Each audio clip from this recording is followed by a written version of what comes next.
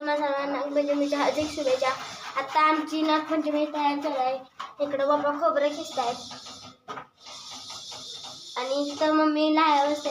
मला तुला रात्री आहे का लाह्या होतील का बसतील का मग बघायचं का बघू. अरे हाय वाटतं राग मम्मीला. कसं उठलं चांगले झाले का मग. आता धपाटे झालेत करून. हे बघा आत्ताच करून नाही का त्यांनी इकडे पीठ मळून ठेवले. कालवलं करायचं आहे अजून. आणि तर पप्पा खोबरं खिचताय. मम्मीनं काम लावले. दुकानात घालवणं झाले पप्पासनी. आणि इकडं बघा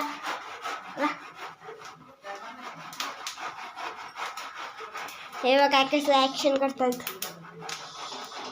आताची एक नारळ खिसून झाला. आता खिसून झाल्यावर हां दुसरा नारळ फोडा. इकडं कुठे गेला दुसरा नारळ. हां वारं पण खूप सुटले जोरात.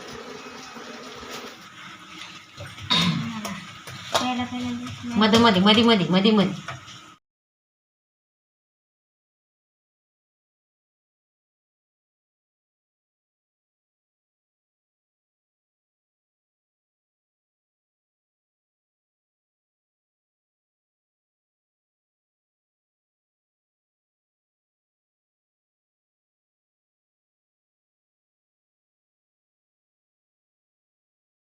तर लाह्या बाहेर चालू लाह्या झालेल्या आहेत मस्त. हे बघा लाह्या कशा भाजल्या. आता इथं आम्ही नागोबाचं पूजन करणार आहे. आणि इकडे बाहुबली बनवून खोबरं खिचायला लागल्या. हे फोडायला लागल्या. सुट्ट्या आहे माझी नागपंचमी. इष्ट्या नसत्या मग होय. आम्हासनी आज नागपंचमीची शाळेला सुट्टी आहे. त्यामुळे आम्ही आज घरातच आहे. मग काल सकाळी शाळा होती. आमचा देवार आहे.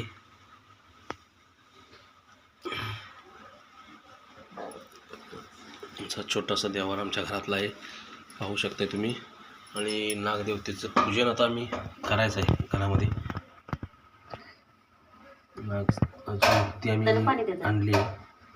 आता तिचं पूजन देवाऱ्यावरती करून घ्यायचं आहे. आणि तिला ह्याची थकली पण जशी माळी करायची असते लाह्याची थाटे.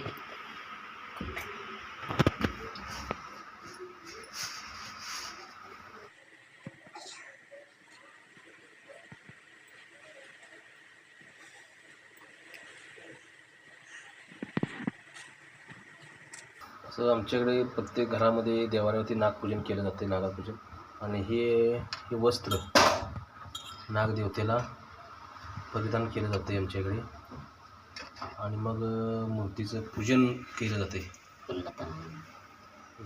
अशा प्रकारे